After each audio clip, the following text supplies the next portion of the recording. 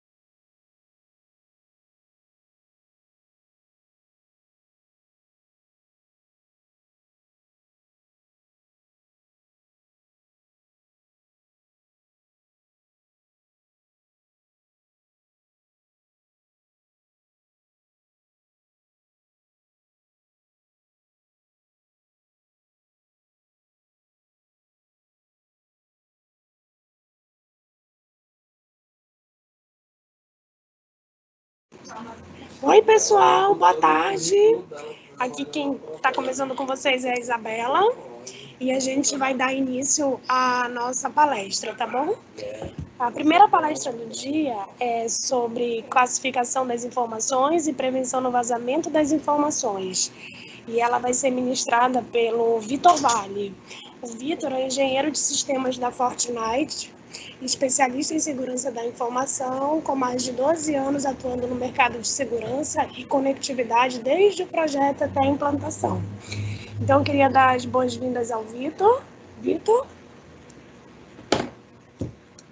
Olá, tudo bom? Boa tarde a todos. Obrigado pela apresentação. E já estou aqui pronto para começar. Então, a gente já pode começar, Vitor. Você pode compartilhar a sua apresentação? E enquanto você faz isso, eu queria dizer que o nosso chat está aberto e que quem tiver dúvidas ou perguntas pode colocar, né? E a gente vai responder ao final, tudo bem? Bom, obrigado mais uma vez pela apresentação, tá? Então, como foi dito, eu sou engenheiro de sistemas da Fortinet para a região norte e nordeste do país, tá? E hoje a gente vai falar um pouquinho sobre classificação de dados e DLP. É um assunto que tem sido bastante falado ultimamente, até por conta da LGPD, né? Então é muito comum que a gente fale sobre um pouco sobre como proteger esses dados e como classificar esses dados para efetivamente gerar uma proteção adequada, visto aí que a LGPD está para entrar em vigor nos próximos meses. Bom, pessoal, a dinâmica vai ser mais ou menos essa, tá? Então, a ideia é que a gente faça uma apresentação de algo em torno de 30 a 40 minutos. Caso vocês tenham alguma dúvida, alguma pergunta, vocês já podem submeter isso através do chat aqui do Teams, que ao final desse período a gente vai tentar responder todas essas perguntas durante esse período que foi programado para a apresentação. Tá? Bom, o primeiro desafio que a gente tem é que hoje em dia a informação está em toda parte, né? Então a gente vem falando muito sobre transformação digital. As empresas elas vêm passando pelo processo de transformação digital nos últimos anos, quer seja para se manter competitiva dentro de um mercado já que ela faz parte, quer seja para criar novas soluções e novos produtos, tá? No fim, a transformação digital ela tem muito mais a ver com a experiência do usuário, com a experiência do seu cliente em si, né? Então, se a gente for olhar alguns anos atrás, para a gente ir para o cinema, por exemplo, a gente tinha que ir até a fila de um shopping, comprar aquele ingresso, estar lá na hora para poder escolher o assento ou correr para poder escolher o assento, né? Hoje em dia, esse processo ele se torna muito mais fácil. Eu posso simplesmente escolher o filme que eu quero assistir, o cinema, a sessão e posso reservar meu assento. Basta que na hora que o filme comece, eu esteja lá e meu assento vai estar reservado, ou a compra de algum item adicional, como pipoca e refrigerante, também já vai estar disponível. Então, hoje a gente tem esse desafio, né? Então, a transformação digital, ela fez com que a quantidade de dados armazenados ou a quantidade de dados trafegando, ela fosse cada vez maior, tá? Então, a gente tem uma crescente aí muito grande nessas informações. E essa informação, hoje em dia, ela pode estar em vários locais diferentes. Ela pode estar num dispositivo pessoal do usuário, o famoso BIOD. Então, hoje em dia, é muito comum que as empresas permitam que usuários possam utilizar seus dispositivos particulares dentro da sua infraestrutura, dentro do seu ambiente de trabalho. E isso gera uma preocupação muito grande, porque essa informação, que pode ser uma informação crítica, uma informação sensível ou uma informação sigilosa, pode estar armazenado dentro de um dispositivo não controlado, dentro de um dispositivo particular de um determinado usuário, tá? Um outro ponto também que gera uma preocupação muito grande é a questão do cloud computing, tá? Então, hoje, boa parte das informações estão na nuvem. Até o final do próximo ano, o Gartner estima que boa parte do workload de processamento de dados do mundo vai estar rodando dentro de um data center numa nuvem, tá? Quer seja numa nuvem pública. Tá? Então, é muito importante a gente entender que nós somos responsáveis também por essa segurança, ou pela segurança dos dados que estão dentro dessa nuvem. Tá? A gente precisa entender também que escolher ou trabalhar com cloud computing não vai garantir a segurança da minha informação, não vai garantir a segurança da minha aplicação. A gente tem que entender que existe um modelo de responsabilidade compartilhada, onde o provedor daquele meu serviço ele vai ter determinados níveis de responsabilidade e eu, como detentor dos dados, ou detentor daquela aplicação que está rodando dentro daquele ambiente em nuvem, eu vou ter também a responsabilidade pela segurança desse ambiente, tá? Então, isso é realmente algo muito importante e algo que a gente precisa tratar com muito cuidado. E, por último, a questão dos dispositivos móveis, né? Então, hoje em dia, cada vez mais, nós temos utilizado dispositivos móveis para tarefas que são pessoais do nosso dia a dia, como verificar uma rede social, mandar um e-mail, trocar alguma mensagem via mensageiro instantâneo, como também a gente tem utilizado essa plataforma para utilizar com informações de trabalho, tá? Então, não é muito incomum a gente ver grupos de WhatsApp trocando informações sobre coisas do trabalho. É muito comum até a gente ver isso, às vezes se tira uma foto de um relatório ou algo desse tipo, e a gente precisa também tomar cuidado quanto a esses dispositivos. A gente precisa entender o papel que eles fazem, o papel que eles têm, dentro das nossas vidas, quer seja na nossa vida particular, quer seja na nossa vida pessoal, na nossa vida profissional, entender os riscos que a gente está submetido em utilizar ou armazenar dados que podem ser sigilosos ou críticos dentro desses elementos. Falando um pouco mais sobre cloud computing, a gente entende que realmente é um desafio muito grande, né? E aquilo que eu tinha comentado, você ter dados armazenados dentro de um serviço de nuvem gera um desafio muito grande para você entender como esses dados são processados ou como esses dados estão seguros dentro desse ambiente. Então, hoje, boa parte das organizações, elas têm adotado soluções de software as a service, como, por exemplo, algum CRM na nuvem, alguma plataforma de e-mail, de mensagem instantânea, ou até mesmo de videoconferência. E aí a gente pode utilizar vários exemplos, como, por exemplo, o próprio Salesforce ou o Microsoft Office 365, que tem sido utilizado de maneira muito massiva, principalmente agora, né, com essa facilidade de se conectar, com a possibilidade de ter múltiplos dispositivos utilizando. E a gente precisa entender realmente que esse ambiente ele precisa de uma proteção para esses dados. Tanto é que o próprio Gartner, em um dos seus estudos, ele avaliou que 99% das falhas de segurança que acontecem na nuvem até o ano de 2022 serão de culpa exclusiva dos clientes, ou seja, de culpa exclusiva de quem configurou aquele serviço da nuvem, tá? E aí a gente pode citar vários exemplos, não é muito incomum a gente ver. Recentemente houve um vazamento de informação de um banco, né, de uma fintech, onde houve um erro de configuração, por exemplo, em um repositório S3 da AWS, tá? Então, isso mostra um pouco do cuidado que a gente tem que ter com essas plataformas. Não é o fato de considerar que é um serviço que está sendo prestado por uma empresa de tecnologia que a gente vai ter segurança sobre aquele dado ou que a gente vai ter segurança no uso daquela aplicação. Um outro dado também muito importante são as pessoas que estão envolvidas nesse processo, tá? Para vocês terem ideia, hoje cerca de 60% de ex-empregados de qualquer empresa acabaram levando dados que utilizaram no seu trabalho anterior, tá? Muitas vezes esses dados, eles acabam sendo utilizados para poder permitir que esse ex-funcionário, permitir que esse profissional, ele possa, por exemplo, mostrar alguma vantagem competitiva numa disputa por uma vaga em uma outra empresa. E aí a gente pode ter várias informações que esse profissional pode levar, como, por exemplo, listas de clientes, listas de projetos fechados, dados financeiros, por exemplo, de clientes que compram ou compravam produtos à empresa que esse funcionário fazia parte. Então, esses usuários, eles podem fazer esse roubo de informação justamente por conta de toda essa problemática que eu expliquei no início, tá? De permitir, por exemplo, a utilização de dispositivos visuais, de permitir a utilização de dispositivos móveis ou plataformas de mensageria móvel para tratar assuntos relacionados à empresa, ou muitas vezes por utilizar ou permitir acesso a e-mails pessoais dentro de um ambiente de trabalho, dentro de um ambiente corporativo. Então, esse é um perigo que todas as empresas acabam correndo e que a gente precisa efetivamente endereçar, tá? Então, hoje, toda e qualquer tratativa que a gente pode fazer relacionada à proteção de dados, a gente vai chamar de DLP, tá? Data Loss Prevention, tá?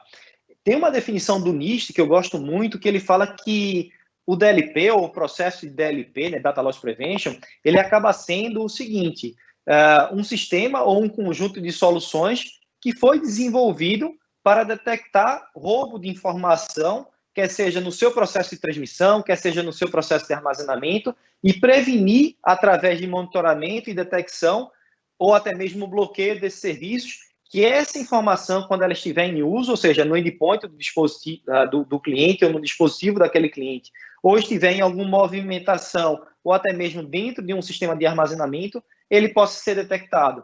Então, essa prevenção de perda de dados, como eu falei, acaba sendo um conjunto aí de uma série de ferramentas, como também de processos que podem ser utilizados para garantir que esses dados confidenciais eles não sejam perdidos ou, de repente, não sejam mal utilizados ou acessados por usuários que não têm autorização para fazer aquele acesso. Tá? Então, um dos recursos que a gente acaba utilizando para esse processo é a classificação desses dados. Tá? Então, a gente acaba classificando esses dados para entender quais são os dados confidenciais, quais são os dados críticos, por exemplo, para os nossos negócios, e a partir daí a gente começa a identificar quais são as violações baseadas nessa política que foi definida pela empresa. Tá? Então, a gente também tem uma série de regulamentações que devem ser seguidas por várias empresas diferentes, quer seja, por exemplo, o PCI, quer seja o próprio LGPD, né, a GDPR para países da Europa, a IPA para empresas de saúde. Então, basicamente, o Data Loss Prevention ele vem ajudar nesse cenário, para que a gente consiga entender quais são as nossas informações, saber como classificá-las e determinar a partir daí uma política de segurança da informação, onde eu vou poder dizer onde aquela informação pode estar, por quem ela pode ser acessada e quando. Então, esse é um processo, de fato, que acaba envolvendo aí não somente produto, mas a gente vai ver mais para frente que processos e pessoas também, para que possa ser bem sucedido essa implementação. E um outro ponto é, nós precisamos de DLP, tá? Então, o DLP ele é necessário para que a gente possa proteger várias informações, a exemplo de propriedade intelectual. Tá? Então, se nossa empresa ela possui dados importantes de propriedade intelectual, ou algum segredo comercial, ou até mesmo um segredo de Estado, que podem colocar em risco aí a saúde financeira ou a imagem da minha empresa ou da minha organização, se for perdida ou roubada, eu preciso sim ter uma solução de DLP, eu preciso implementar técnicas de DLP. Tá? Então, aquilo que eu comentei, a gente precisa fazer uma classificação dessas informações e garantir que essas informações sigilosas elas possam estar armazenadas de maneira segura, elas possam ter o acesso devidamente autenticado desses usuários que têm permissão para acessar. Outro ponto também muito importante é garantir a proteção e a conformidade das informações pessoais. Tá? Então, se as empresas que nós trabalhamos, eles fazem coleta e armazenamento de informações de identificação pessoal, ou talvez informações de saúde que sejam protegidas, ou informações sobre meios de pagamento, como número de cartão de crédito, até outros dados pessoais também, como o CPF e tudo mais, a gente precisa sim implementar a proteção de dados. Tá? Então, a gente precisa garantir que esses dados sejam protegidos e que não sejam violados. E um outro ponto que nos traz também a necessidade de utilizar ferramentas ou técnicas de utilização de DLP é ter também uma visibilidade sobre esses dados. Tá? Então, se a gente procura, de alguma maneira, ter uma visibilidade sobre os dados que nós temos dentro da nossa empresa ou entender como funciona a movimentação desses dados, a gente precisa realmente de uma solução de DLP para trazer essa visibilidade. Tá? Lembrando que pelo conjunto todo, né, de nuvem, dispositivos, usuários, a gente precisa que essas soluções elas estejam inseridas em múltiplas camadas. Tá? Não adianta eu querer implementar DLP somente nas informações que eu tenho no meu data center físico ou até mesmo numa nuvem que eu contrate. Eu preciso implementar isso em várias camadas ou em vários elementos da minha infraestrutura de maneira simultânea para que eu possa ter um grau de proteção de informação cada vez maior.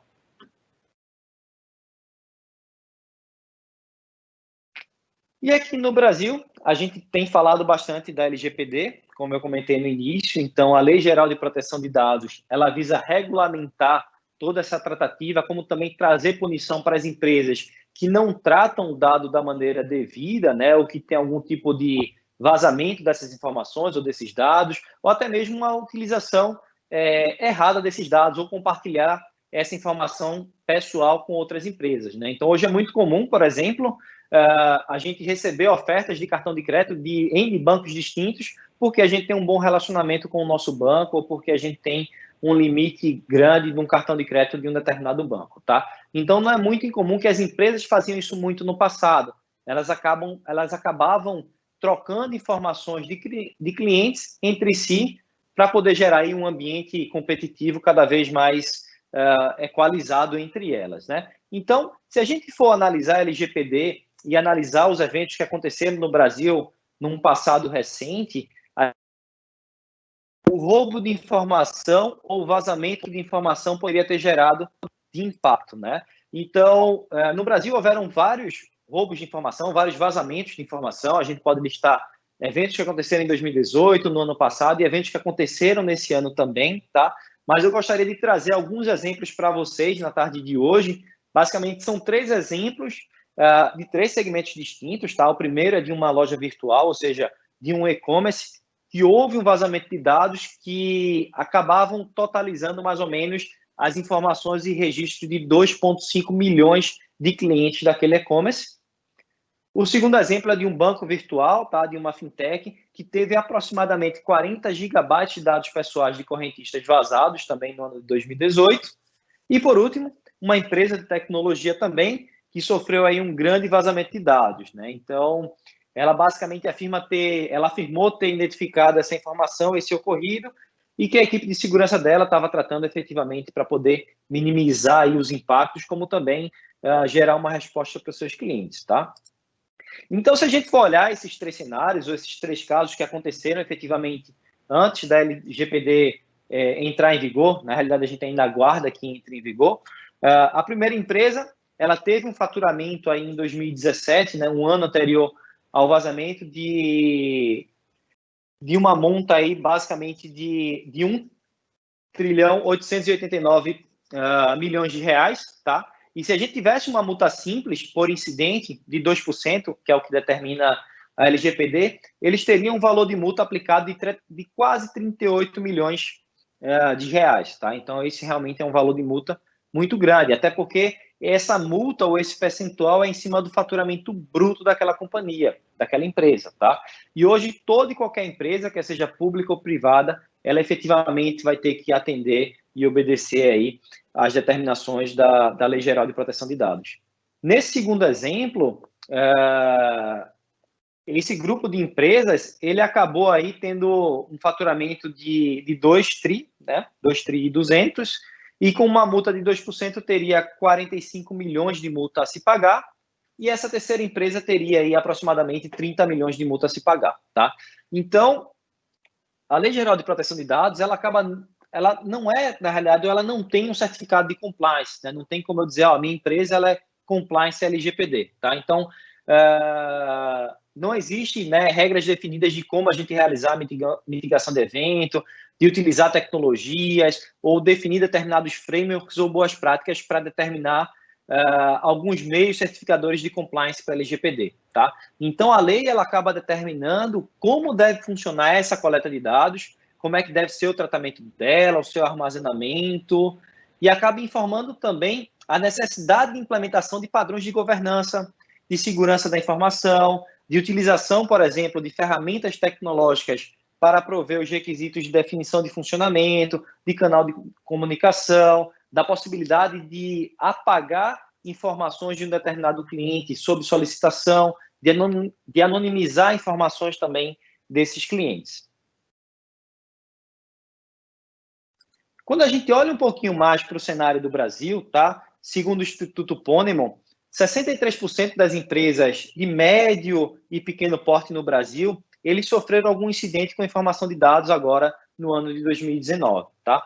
A principal causa que foi citada pelo Instituto é porque houve ou uma perda ou um roubo de equipamentos, seguido de ataques à rede, vulnerabilidade de dispositivos móveis e e-mails enviados para remetentes errados, tá? Então, esses foram os principais motivos para roubo ou perda de informação, segundo o Instituto Ponemon no ano passado, tá?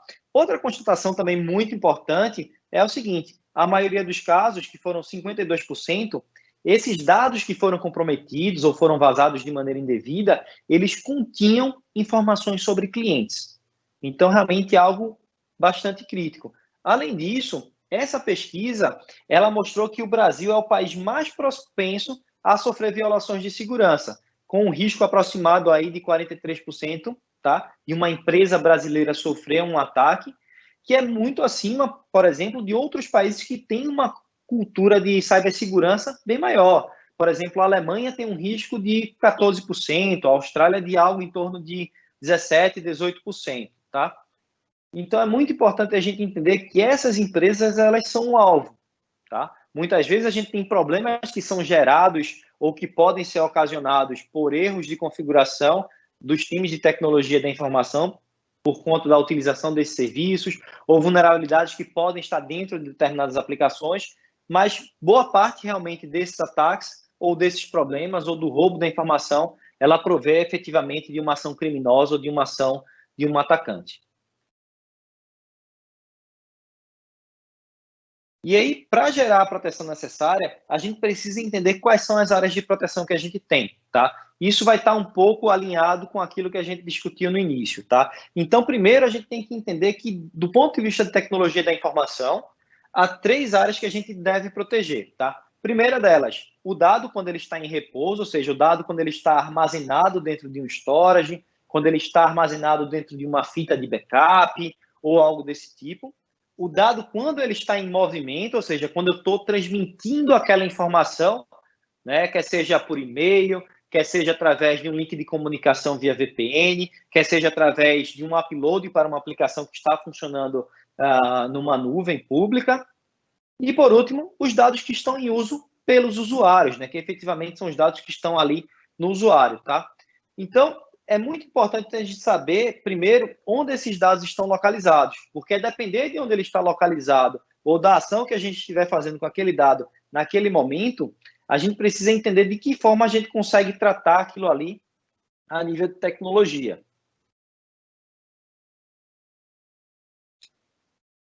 Além disso, a gente precisa entender realmente quais são os riscos que a gente acaba trazendo para essa área, tá? Então, para essas 3 áreas que eu tinha comentado, né, os dados que estão em descanso, os dados que estão em movimento, ou os dados que estão em uso, existem áreas de riscos que a gente precisa proteger, tá? Então, gerando alguns outros exemplos para dados em repouso, né? Banco de dados, computadores locais, compartilhamento de arquivos internos, por exemplo, mídias, quer sejam CDs ou DVDs, até mesmo impressoras ou máquinas de fax, né, dispositivos de fax também, são dispositivos onde eu posso ter alguma informação sigilosa ali dentro e se eu não tratar da área adequada ou da forma adequada, essa informação pode ser roubada, tá? E quando a gente faz um paralelo disso com áreas funcionais, a gente pode, por exemplo, listar algumas tecnologias que a gente pode utilizar, como, por exemplo, segurança física dos endpoints, ou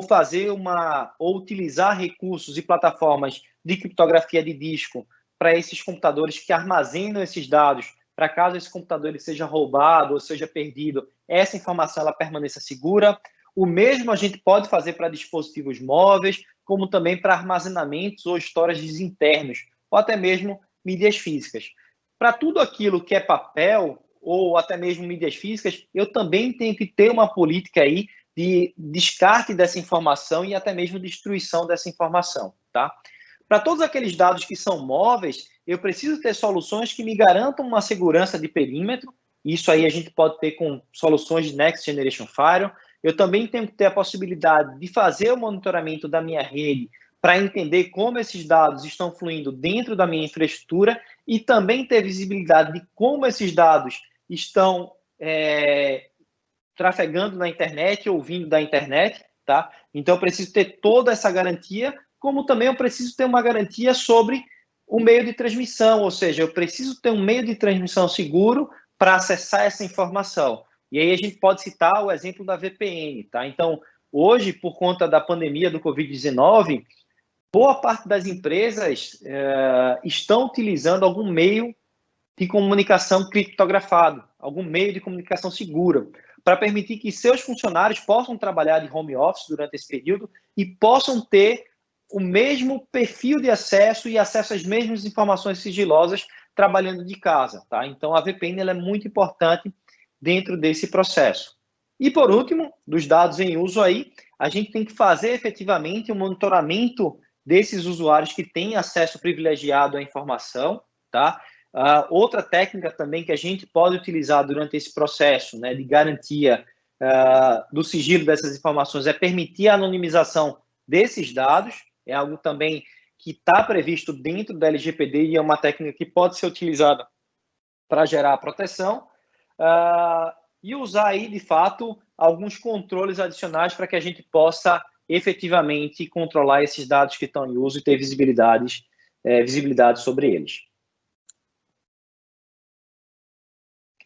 Bom, além disso, um outro ponto muito importante, né, da gente listar aqui é sobre a questão das fraquezas e causas de perda de dados, tá? Então, eu digo que o processo ou o caminho de sucesso para a implementação de LGPD, por exemplo, ou o caminho de sucesso para a implementação de uma solução de DLP, ele acaba passando por tecnologia, pessoas e processos. A mesma coisa a gente pode falar para fraquezas e falhas, tá? Ou causas para que geram a perda de dados, tá? Então, se eu não tenho uma tecnologia aderente que me permite determinados controles, se eu não tenho um processo muito bem definido e se eu não tenho pessoas capacitadas que entendam o seu papel dentro dessa cadeia, certamente eu vou ter alguma fraqueza que pode ser explorada e aí sim eu vou ter algum comprometimento e aí eu posso ter alguma falha efetiva dentro desse processo, tá? Então, quando a gente olha para pessoas, podem haver ações que são intencionais e ações que não são intencionais, mas que ambas vão gerar o mesmo nível de risco, ou que ambas vão trazer efetivamente uma perda de dados sensíveis, tá? Então, por exemplo, eu mandar um e-mail para um destinatário sem criptografia, ou até mesmo mandar para um destinatário errado, isso pode ser uma ação não intencional, que foi executada por uma pessoa, que gerou uma perda de informação sensível, tá? Ou, por exemplo, eu compartilhar algum dispositivo de trabalho com uma outra pessoa, com um conhecido ou com um familiar, ou eu não ter o entendimento efetivo do risco que eu posso trazer para a empresa, a depender do uso que eu faço da minha tecnologia, ou até mesmo o simples fato de eu ter um relatório gerencial, um relatório financeiro, que eu imprimi e deixei lá em cima da impressora parado, tá? Então, esses são alguns exemplos de falhas ou de erros não intencionais de pessoas que podem gerar algum tipo de comprometimento. E quando a gente fala de falhas intencionais, de ações intencionais, a gente pode falar de uma série de outros exemplos, tá? Então, quer seja a utilização ou compartilhamento de senhas que não deveriam ser feitos por usuário nenhum, a utilização de programas não autorizados dentro de computadores que são da empresa, tá? Que podem gerar algum tipo de comprometimento, que podem gerar algum tipo de falha, e isso pode fazer com que o atacante ele tenha acesso a essas informações, tá? Copiar dados que são dados da empresa através de um acesso remoto para um outro dispositivo, para um outro computador, tá? Então, essas são ações intencionais que efetivamente podem trazer algum nível de risco, pode trazer efetivamente aí o comprometimento e a perda de dados, tá? Quando a gente olha para processos, a gente pode ter problemas que podem ser desde a negligência, tá? Como também por uma não adequação, digamos assim, ou uma baixa observação às políticas de segurança ou às políticas de governança de TI das empresas, tá? Então, eu não tenho uma definição clara da utilização da política de retenção ou da proteção daqueles dados pode gerar algum tipo de comprometimento, eu deixar esses dados aí sem nenhum tipo de proteção, por exemplo, sem um tipo de supervisão, eu não implementar políticas que garantam a permissão a determinados usuários para informações específicas, tá? Então, é muito importante a gente garantir que esses usuários que acessem essas informações, eles tenham acessos e direitos para fazer aquilo, e aí a gente pode também linkar com outras soluções de tecnologia, como soluções de duplo fator de autenticação, que permitem a gente garantir, caso aquelas credenciais daquele usuário sejam comprometidas por algum motivo, que aquele atacante que teve acesso àquelas credenciais não tenha acesso indevido àquela informação. E quando a gente fala de negligência, a gente pode falar, por exemplo, de uma classificação indevida de informação que não foi feita da maneira adequada. A gente pode falar, por exemplo, a falta de monitoramento na utilização desses dados, ou até mesmo, por exemplo, falhas durante o processo de transmissão dessa informação, tá? Não foi utilizado um canal seguro ou um canal criptografado, tá? E aí, por último, a questão da tecnologia, tá? Então, a gente pode ter também falhas que foram intencionais ou não intencionais, que podem trazer problema, como também problemas que estão relacionados ao design e implementação de soluções de segurança da informação que visam garantir a segurança do dado, a segurança da aplicação também.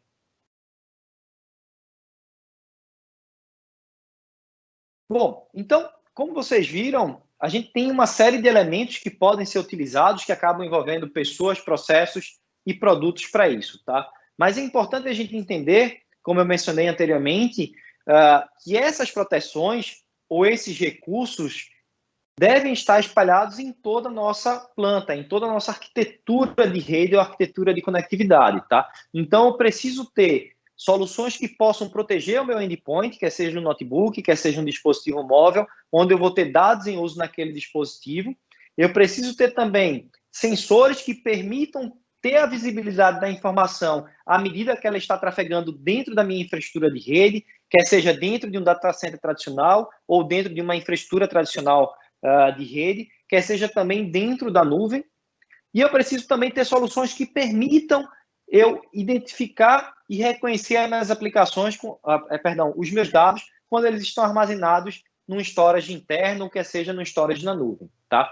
Então, hoje, a Fortinet, ela acaba desenvolvendo, na realidade, a gente desenvolveu em 2015 uma arquitetura de segurança integrada que chamamos de Security Fabric, que é um framework que faz com que vários elementos de segurança da informação, de infraestrutura de rede, eles possam trocar informações de segurança entre si, tá? E com isso eu consigo implementar a visibilidade e o controle de dispositivos, como também o acesso à informação e ao tráfego dessas informações dentro da minha infraestrutura de maneira integrada. Ou seja, eu consigo ter visibilidade fim a fim, saindo do meu endpoint, passando por toda a minha infraestrutura de rede cabeada ou de rede sem fio, indo para o meu data center tradicional, como também na nuvem. E o que é interessante desse framework é que eu permito essa integração, eu consigo estender essa visibilidade para soluções de outros fabricantes ou para soluções de terceiros.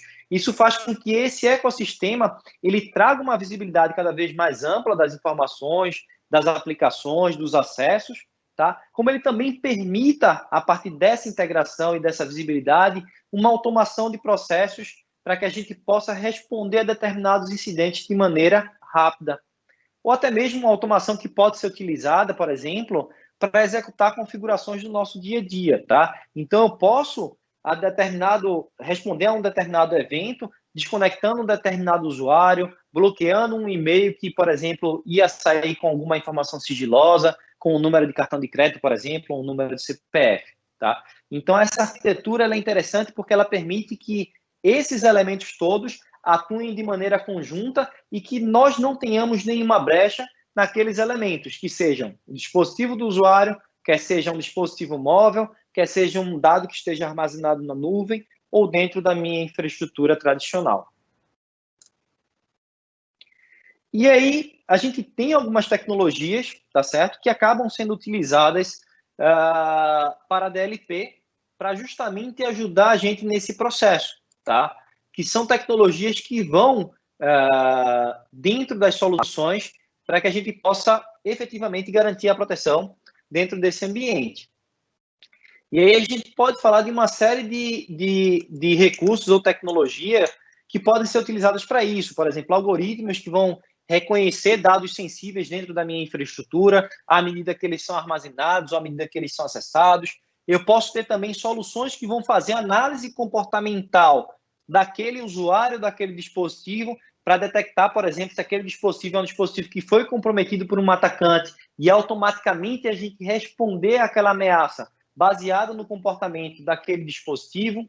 Soluções que podem fazer a criptografia também dessa informação, tá? Ou tecnologias que permitam a criptografia dessa informação. Então, eu poderia, por exemplo, dentro de uma solução de gateway de e-mail, à medida que eu detecto que há uma informação sigilosa ali dentro, né, como eu havia citado, ou um registro médico, ou um número de CPF, ou um número de cartão de crédito, a solução entender automaticamente que aquela informação que está escrita naquele e-mail é uma informação sensível ou é uma informação sigilosa, e ele possa automaticamente criptografar aquela mensagem e encaminhar para o seu destinatário, tá? Então, essa é uma tecnologia que acaba sendo muito utilizada nesse cenário, como também naquele cenário que eu citei anteriormente, tá? Da questão da VPN, ou seja, eu ter acesso criptografado às informações que estão dentro da empresa através de um túnel 100% seguro. Quando a gente expande também esse cenário para um ambiente de rede Metro Ethernet, eu também posso implementar a mesma tecnologia. Por mais que eu utilize links que podem ser MPLS, links LAN to LAN, fibra apagada, eu posso sim implementar criptografia dentro dos elementos ativos que compõem essas redes para garantir cada vez mais a segurança da transmissão desse dado, tá? Outro ponto também, outra tecnologia que a gente pode utilizar também é a questão da manipulação de dados, tá? Então, a gente pode ter tecnologias que podem entender riscos ou ameaças de segurança e endereçar a resolução dessa ameaça, por exemplo, fazendo a deleção segura daquele dado ou randomizando informações dentro daquela informação, ou até mesmo pegando dados que estão sensíveis dentro daquela informação e ocultando dentro de sistemas de storage, tá? E, por último, a questão da autenticação e da autorização, tá? Então, hoje a gente tem várias tecnologias que vão ajudar nesse processo de autorização, nesse processo de autenticação. Como eu citei anteriormente, nós podemos fazer duplo fator de autenticação para garantir que aquele usuário que está acessando aquela informação efetivamente é aquele usuário que tem aquele direito, como também essa solução ela permite a gente fazer de maneira integrada o single sign-on em vários sistemas, garantindo que a permissão do usuário ela seja equivalente em cada um desses sistemas, tá? Então, com isso, a gente acaba garantindo cada vez mais a segurança dentro desse ambiente. Outro ponto muito importante que a gente deve entender também para a questão do DLP é a questão da classificação de dados, tá? Então, a classificação de dados, basicamente, ela está preocupada com o gerenciamento da informação para garantir que esses dados sensíveis ou que essa informação sensível, ela seja manuseada, digamos assim, com o devido cuidado, né? Ou o devido propósito para aquela informação, tá? Então, basicamente, ele garante que todos os dados que sejam obtidos, né, eles sejam estruturados dentro da organização para determinar qual é a classificação daquele dado, qual o risco que ele traz para a minha instituição, tá? Quem são as pessoas que deveriam ter acesso àquele dado. Então, eu preciso sempre, além de ter tecnologia, como eu falei anteriormente, eu preciso ter também processos que possam permitir a classificação dessa informação, tá? Hoje em dia, a gente tem vários softwares que podem fazer isso, ou seja, eu tenho soluções que podem acessar essas informações que vão estar armazenadas e podem classificá-las de maneira automática. E com isso eu tenho uma otimização muito grande no tempo de implementação das classificações de informações que existam dentro da nossa empresa.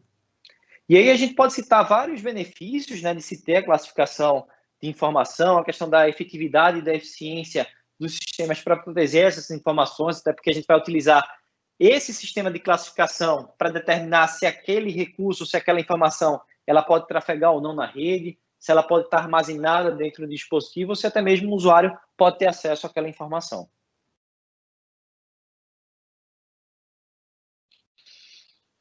E, por último, como a gente pode endereçar práticas incorretas, né, ou práticas que tragam, por exemplo, algum risco. E aí eu trouxe 3 exemplos que são exemplos muito comuns, tá?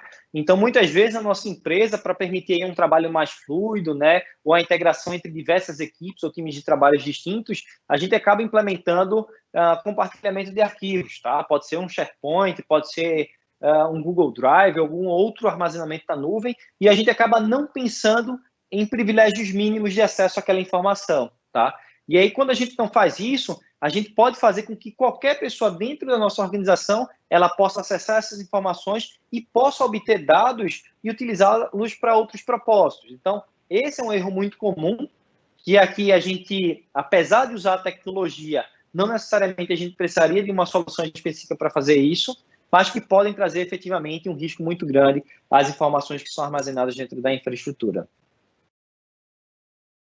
Outro ponto também, que pode ser uma prática incorreta e pode gerar um problema, é a utilização de mecanismos de busca interno, que acabam fazendo uma busca muito grande por dados e muitas vezes ele acaba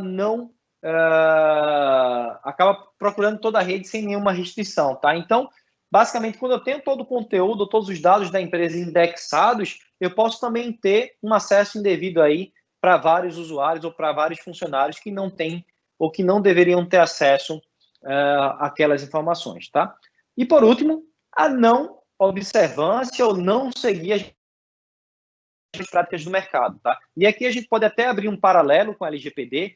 a LGPD, né, num dos seus trechos, ele diz que as empresas elas devem seguir boas práticas de mercado. E aí a gente pode falar sobre várias elas, né? Como eu comentei, PCI, DSS, a gente pode falar uma série de boas práticas de segurança da informação para garantir o sigilo e a privacidade daqueles dados, tá? Então, hoje, nós temos soluções que podem fazer ou podem ajudar os nossos clientes a fazer isso, ou seja, o próprio equipamento ou o próprio elemento daquela arquitetura integrada de segurança, ele tem capacidade de auditar a si próprio, auditar suas configurações baseadas nesses padrões de indústrias ou nessas recomendações, como também auditar toda essa arquitetura, todo esse ecossistema e sugerir melhorias ou até mesmo implementar essas melhorias de maneira automatizada. E com isso a gente garante que o nível de maturidade da rede ou o nível de segurança da rede, ele seja cada vez mais elevado com o passar do tempo, tá?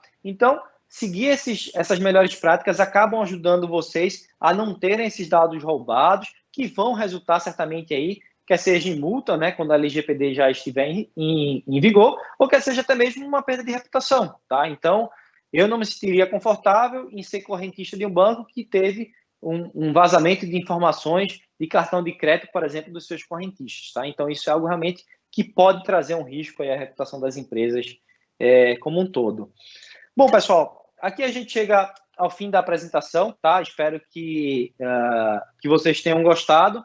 A gente vai abrir agora um período de perguntas e respostas, tá? Então, para quem ainda não enviou perguntas, vocês podem utilizar o chat do Teams para enviar durante esse período.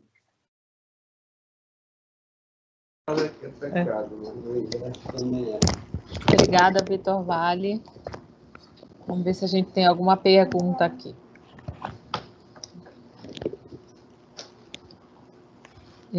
Eu vou fazer pergunta, então, se alguém quiser, vai escrevendo no chat, por favor. O seguinte, a gente vê que, por essa exposição que você fez, uma solução para evitar o vazamento de dados, ela é necessariamente uma solução que tem que trazer um pilar de tecnologia, né, para poder funcionar.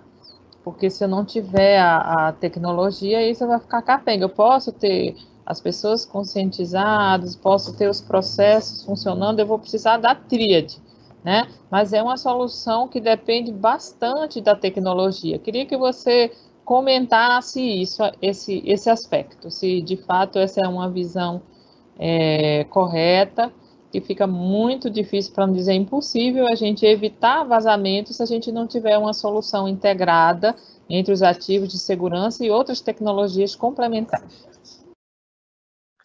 Isso, assim, muito bem pontuado, Lilian, tá? Se a gente for analisar aquilo que eu tinha comentado da transformação digital, hoje boa parte dos processos da empresa, das empresas, eles são digitalizados, né? Então, hoje é totalmente inconcebível, por exemplo, eu precisar tirar uma segunda via de uma conta de água ou de luz e ter que me deslocar até um posto físico para solicitar isso. Então, boa parte hoje dos serviços foram transformados em serviços digitais. Isso faz com que o volume de informações ele seja bem maior trafegado na rede. E se a gente tem essas informações, a gente precisa ter tecnologia para poder tratar e garantir a segurança desses dados, tá? Lembrando que esses comprometimentos eles podem acontecer em várias camadas. Eu posso ter desde um usuário que fez o uso incorreto de uma determinada solução, de um determinado produto e acabou expondo uma informação. Eu posso ter, por exemplo, uma aplicação que foi desenvolvida dentro da minha infraestrutura que tem uma vulnerabilidade que pode ser explorada por um atacante. E isso acaba gerando uma exposição de informação, tá? Então, hoje a tecnologia ela acaba sendo essencial para garantir a segurança de todo esse ecossistema e, por fim, garantir a segurança dos dados, né? Então, hoje, um dos objetivos principais dos atacantes, efetivamente, é ter acesso à informação. A gente vê vários ataques, né, acontecendo diariamente, a gente vê ataques de negação de serviço que visam indisponibilizar sistemas, indisponibilizar acesso à internet de determinadas empresas. A gente vê ataques que fazem criptografia dos dados daquele usuário, né? Acabam indisponibilizando o acesso àquele dado, que são os famosos ransomwares, tá? Mas o foco principal hoje em dia, efetivamente, é dado, é obter informação. E essa informação ela pode ser utilizada para muitos propósitos distintos. quer seja para ter uma vantagem competitiva sobre um determinado concorrente que fabrica o mesmo produto que eu, quer seja por um motivador político ou por um outro tipo de motivação, tá? Então, hoje sempre, os dados acabam sendo o alvo principal dos atacantes e, efetivamente, a gente precisa de uma solução de segurança que possa percorrer todo esse ecossistema para garantir que não haja nenhum elo fraco em toda essa cadeia. Ok, Vitor, obrigada. Alguma pergunta, João? Não? Então, vai mais um aí, vamos lá. Supondo, muitas pessoas elas não têm documentação formalizada de segurança. Quando a gente identifica que precisa de uma solução assim, a gente conseguiria trabalhar em conjunto com a empresa que vai estar apoiando nessa solução para fazer o reverso, digamos assim, coloca a tecnologia em algum modo, discuta alguma coisa para depois, aí sim eu tenho dado suficiente, porque muitas vezes eu nem conheço minha rede, e aí eu consigo fazer o reverso, aí passar a definir essas regras, e aí sim criar minha política, ou eu tenho uma dependência de ter que ter isso já mais avançado, né? O quanto isso atrapalha não ter essa maturidade ainda, ou se a tecnologia já me apoia nessa evolução também. A tecnologia ela pode apoiar sim, tá, dentro desse processo evolutivo, mas é muito importante realmente que haja aí um plano, né, gestor ou uma governança de TI, tá? Até porque a governança é que vai trazer e vai determinar como aquele ambiente ele deve funcionar, como aquele ambiente deve operar e a responsabilidade de cada elemento que faz parte daquele ambiente, tá? Então, lembrando dessa tríade, né, de processo, pessoas e produto, né, e tecnologia, né, os 3 P's, ou tecnologia de fato, a governança ela é muito importante para definir os processos. E uma vez que a gente define os processos, cada pessoa que faz parte dessa tríade, ele começa a entender o seu papel dentro daqueles processos. E aí a gente consegue ter efetivamente um nível de maturidade cada vez maior. A tecnologia ela ajuda muito, tá? Mas se não houver processo, se não houver uma definição clara de como a tecnologia ela pode e deve ser utilizada, realmente a gente acaba abrindo aí uma brecha que pode efetivamente gerar um comprometimento, um roubo de informação ou até mesmo indisponibilidade de uma aplicação por bastante tempo. Perfeito, Vitor. Então, como a gente ainda tem uns 4 minutinhos, eu vou fazer uma última pergunta aqui. Tem uma? Então, que ótimo. Então, perfeito. Isabela, pode entrar com a pergunta. Tá, aqui quem está falando é a Valesca. Eu vou falar que tá aqui, eu publiquei. A pergunta é o seguinte: com uma perda de dano realizado por ação de um usuário, com a LGPD, quem será responsabilizado? O operador, o usuário ou o controlador? Exemplo, TI.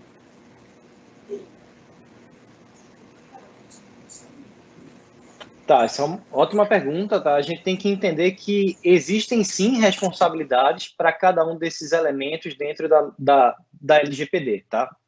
Então, a gente tem que entender realmente quais são as atividades de cada um e a responsabilidade de cada um, tá? Então, primeiro ponto, né, antes de responder, a gente tem que entender de fato quem a LGPD acaba considerando, tá? Então, primeiro a gente tem um titular, que acaba sendo a pessoa natural, né, a quem se referem aqueles dados pessoais, que de fato acaba sendo o objeto de tratamento daquela informação. A gente tem um controlador, que acaba sendo uma pessoa natural ou jurídica, que pode ser de direito público ou privado, a quem compete as decisões referentes ao tratamento daquele dado, tá? Ou seja, é o responsável efetivo pelo tratamento daquele dado. O operador, que é a pessoa que também pode ser uma pessoa natural ou jurídica, pública ou privada, que realiza o tratamento efetivo daquele dado, e o encarregado, que vai ser a pessoa indicada aí pelo controlador para atuar aí como um canal de comunicação entre o controlador, o titular daquele dado e a Agência Nacional de Proteção de Dados efetiva, tá? Então, cada um, ele tem uma responsabilidade, tá?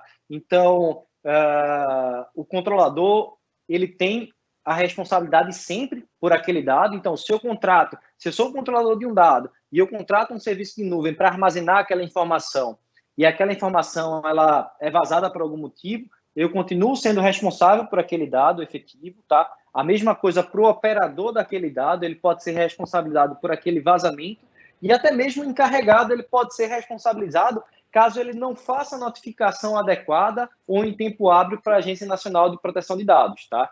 Então, existe responsabilização para cada um deles dentro do papel específico de trabalho de cada um deles.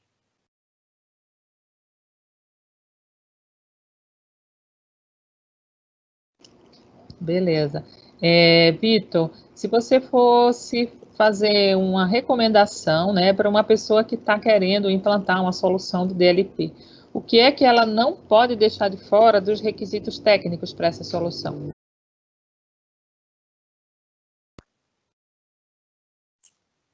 Bom, um ponto que é essencial hoje, de fato, é fazer essa segurança de maneira integrada, tá? Então, hoje, toda e qualquer solução de segurança da informação, ela deve permitir integração com outros elementos da arquitetura desse cliente, para que a gente possa efetivamente aumentar a visibilidade dentro dessa estrutura, permitindo a integração entre múltiplos elementos, como também gerando respostas automatizadas caso aconteçam incidentes, tá? Então, isso é algo hoje essencial, que as soluções, independente do nicho, independente da tecnologia, elas tenham possibilidade de coexistir com outros elementos, com outras soluções e trocar informações de segurança entre si. Um outro ponto também que eu ressalto é que a gente sempre deve lembrar das pessoas que fazem uso daquela tecnologia, tá? Então, é muito importante que as empresas não esqueçam do papel do usuário dentro desse ecossistema e elas entreguem cada vez mais capacitação, treinamento, para que esses usuários também possam entender o seu papel.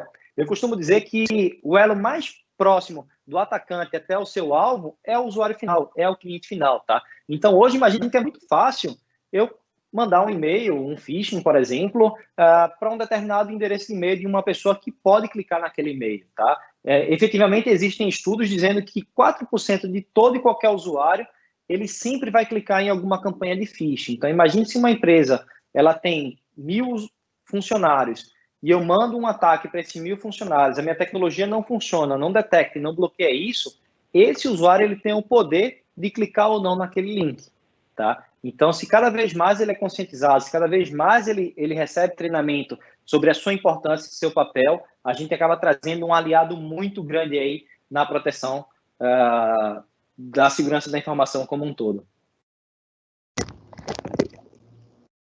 Beleza, Vitor. Temos mais alguma pergunta?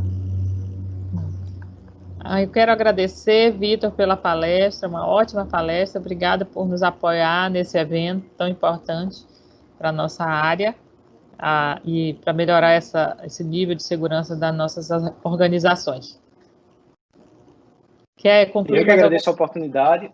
Eu que agradeço a oportunidade, né? Estou à disposição aí para eventos futuros, né? E se tiverem alguma dúvida, alguma pergunta que talvez o pessoal encaminhe posteriormente, podem me mandar que eu vou ter o maior prazer em responder. Perfeito. Ok, gente.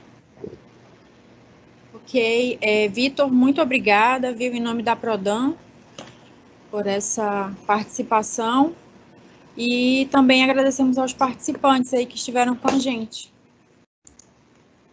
Lembrando, gente, que a programação continua, ainda temos hoje mais uma palestra. Isso.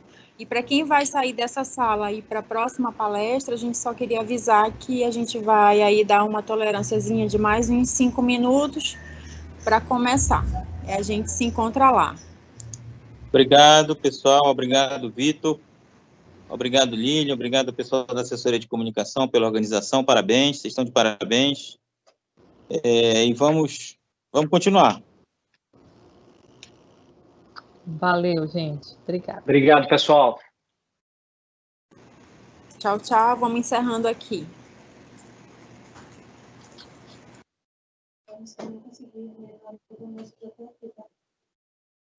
Tá bom. A gente só tem amanhã, né? Nosso prazer é depois de amanhã.